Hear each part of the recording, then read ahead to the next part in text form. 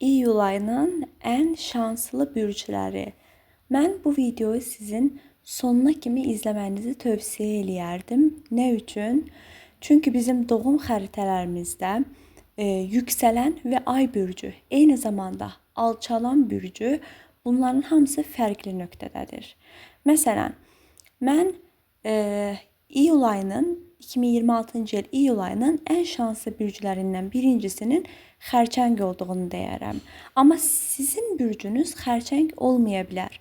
Amma yüksələn ay bürcünüz və doğum xəritənizdə hər hansı bir planetinizin bürcü xərçəng ola bilər. Buna görə də videoyu sonuna qədər izləyin.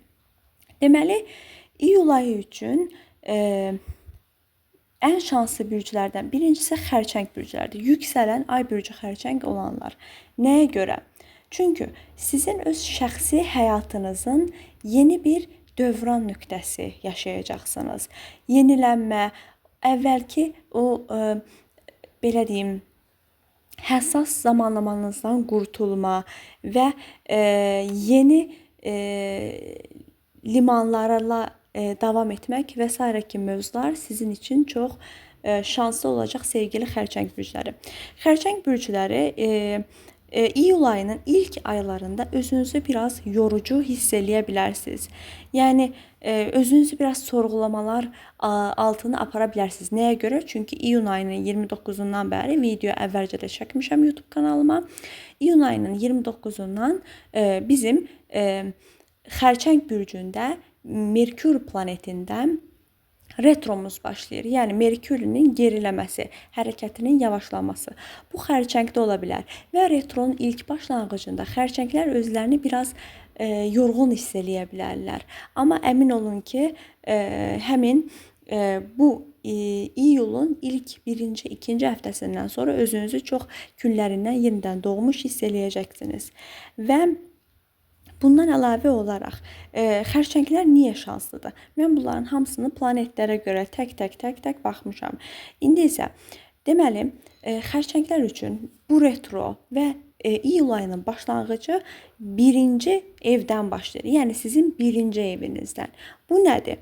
Birinci eviniz siz deməkdir. Hər bir insanın doğum xəritəsində birinci evi onun kimliyidir, görünüşüdür, xasiyyətidir, seçimləridir, həyat yaşam stilidir və s. Və əmin olun ki, bu sizə 14 iyul tarixində xərçəng bürcündə yeni ay gerçəkləşir. Bu da sizə həyatınızda radikal qərarlar almaq, yeni fürsətləri əldə saxlamaq üçün çox şanslı qılacaq. Bəli, indi keçdik iyul ayının ikinci şanslı bürcünə. Təbii ki də şir bürcləri. Nəyə görə? Çünki önümüzdəki iyul ayından bəri önümüzdəki 12 ay sonra Jüpiter şir bürcündə qalacaq. Bəli, Jüpiterin şir bürcündə qalması təbii ki şirlər üçün mükəmməl bir fürsət olacaq. Nəyə görə? Bu sizin xarici görüşünüzün, həyatda yaşadığınız fürsətlərin və s. kimi problemlərin hamısını əlinizə alıb və özünüzü həyatınızın mərkəzinə qoymaq deməkdir sevgili şir bürcləri. Və bundan əlavə olaraq bu sizin Jüpiterdən gələn böyük şansla birlikdə səyahət planları və yeni sevgi qərarları, anidən gələn evlilik təklifləri, birdən-birə çoxalan pul və estetik işləri və s. birdən-birə parlamaq, insanlar arasında populyarlıq qazanmaq kimi sizə gözəl fürsətlər verəcək sevgili şir bürcləri Jüpiterin sizin bürcünüzə keçməsi. Bəli, və bundan əlavə girdiyiniz hər ortamda diqqət çəkəcəksiniz. Finansal olaraq, maddiyyat olaraq heç gözlənmədik qapılar sizə açıla bilər. Bəli, bundan əlavə gəldik və Günəş, ay, yüksələn bürcü dolça olanlara. İyul ayının ən şanslı bürclərindən birisi də dolçadır. Nəyə görə? Çünki mən ümumiyyətlə 2026-da da demişdim ki, 2026-cı il üçün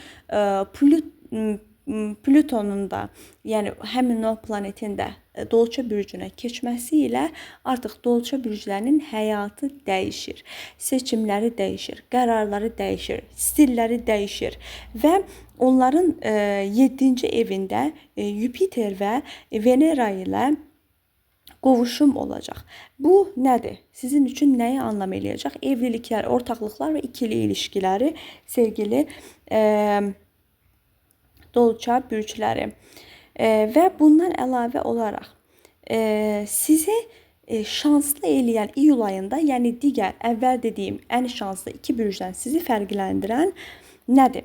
Belə deyim, qədərsəl olaraq, yəni talih olaraq sizin anidən həyatınıza gələn fürsətlər, anidən evlilik, anidən uşaq, anidən yüksələn bir karyera, anidən əlinizə düşən bir maddiyyat və oturduğunuz yerdən nəyinsə sizə gəlməsi, sadəcə məsələn oturdum, heç mən də düşünmürdüm, amma bu fürsət mənim əlimə gəldi deyəcəyiniz bir nöqtədə olacaqsınız, sevgili Dolça bürcləri.